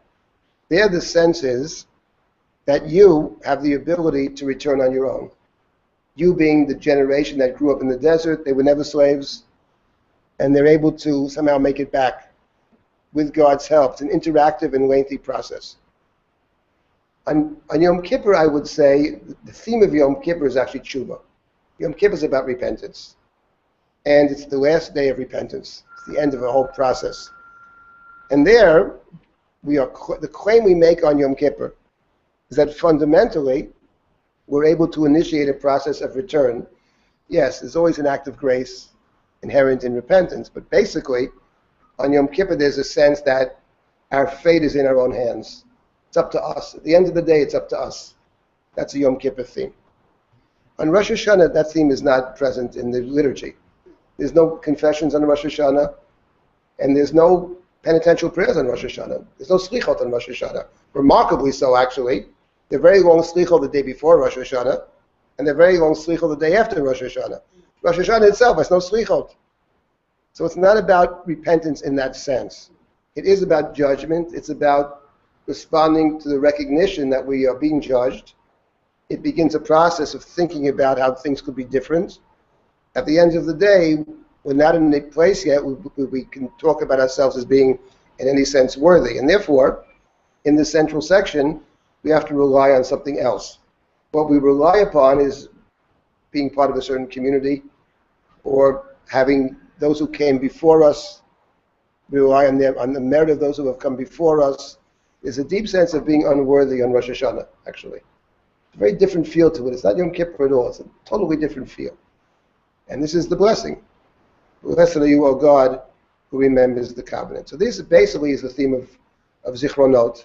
There's more here, but this is the theme of Zichronot, the tripartite theme of Zichronot. Let me just conclude. We started 30 minutes early, so we got the full time. We started at 2:45. Let me just say one thing about the Akeidah, anyway, to leave with a thought about Akeidah Yitzchak, which is the following point about the Akeidah. Here's a question that I think people don't ask. Study the Akeidah. Maybe we heard 100 different classes on the Akeidah. But I've yet to hear this question asked, except when I talk to myself. I mean, but outside of that, which I've been doing a lot lately, but the question is a very simple question. The story of Abraham at the Akeidah is called the test. Elohim nisad Abraham. God tests Abraham, tries or tests Abraham. Why is this the test, actually? We know it's difficult. Of course it's difficult. He has one remaining child. He's asked to give up the one child he has. But why this particular test? In other words, the point is, in thinking about Akeidat Yitzchak, in order to, I think, to analyze it properly, the solution does not lie in Genesis chapter 22.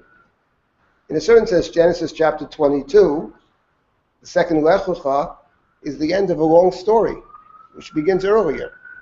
The story began with the first Lech Lecha.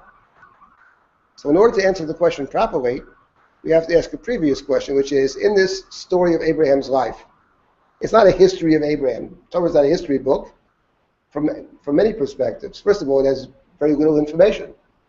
It doesn't intend to be a history book. It doesn't quite care about it. Maybe we can glean some things from it about history. That's not what it's about. The question is, what is the core question in the Abraham cycle? In this story, what is the core issue? And the core issue, you want to say?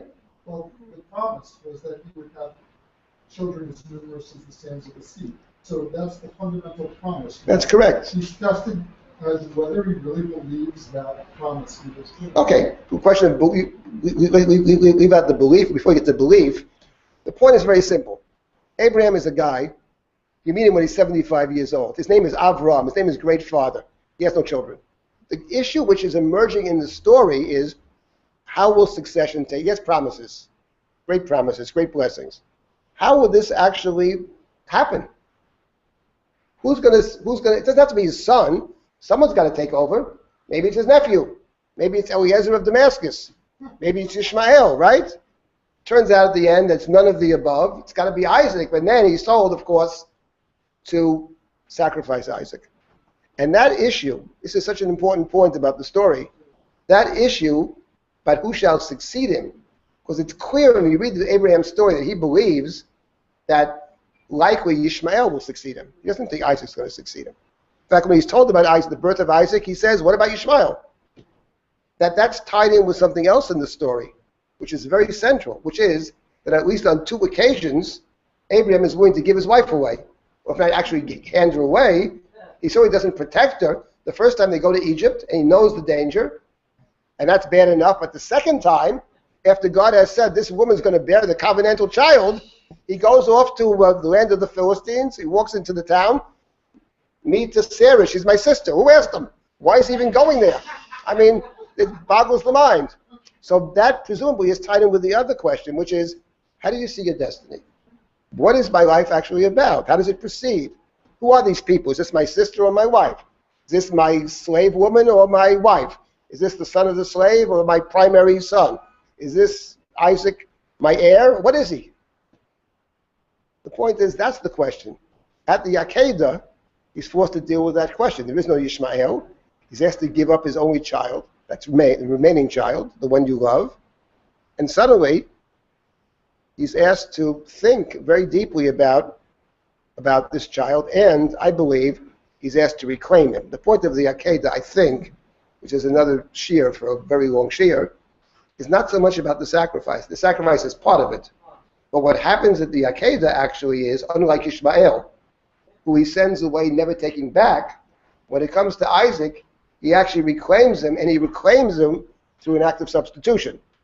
In modern parlance, in the mitzvah we have now, we call Pidyon Haben. He actually redeems him. He actually brings him back. He claims him back. And the moment he claims him back, he comes to recognize something else. And it's not my child who succeeds us, it's our child, Sarah and Abraham. So the very next thing he does, he finds the central place of Sarah in Jewish life and in the book of Genesis. So this is actually a very important point about this particular, the test is not disassociated with the larger narrative. And I want to make one point, something to think about. There's a lot to say here. And I would say make the following point about the binding of Isaac. There are 2 motifs in the Abraham narrative from beginning to end. 2. One is what you mentioned before. Who shall succeed him? That's one question. How's this going to happen? Who's going to take over? He's an old man when you first meet him, middle-aged, but he's 75 years old. How will this promise proceed? That's one issue. Then there's another issue with Abraham, another motif from beginning to end, and that is the question of going. Lech lecha. The first lech lecha, the middle lech lecha. Hitalech lefanai, God said in chapter 7, walk before me and be holy. To walk the walk. That is to say, to discover the sacred place. Abraham is a nomad his entire life. He's searching for the sacred place. The sacred place at the end of the day, of course, is the place that God directs you to. In the Torah, you never find the place yourself. It's always the place that God is choosing. In the Abraham narrative, of course, he finds the sacred place and he reclaims Isaac simultaneously. That's the point of the Akeidah. One act is both. What is the act? The sacrifice.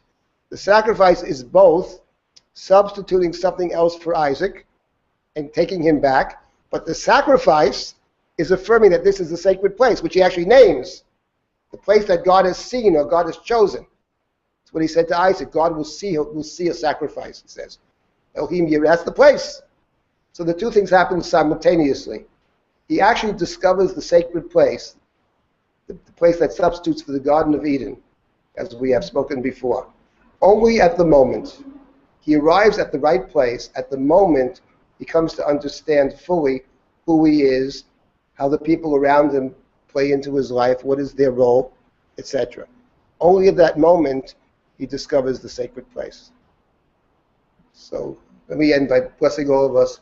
We should all find the sacred place. But in order to find the sacred place, we've got to figure out what is our role. In the words of our Rosh Hashanah service, Maseh ish u'afkudato, person's deeds and a person's mission.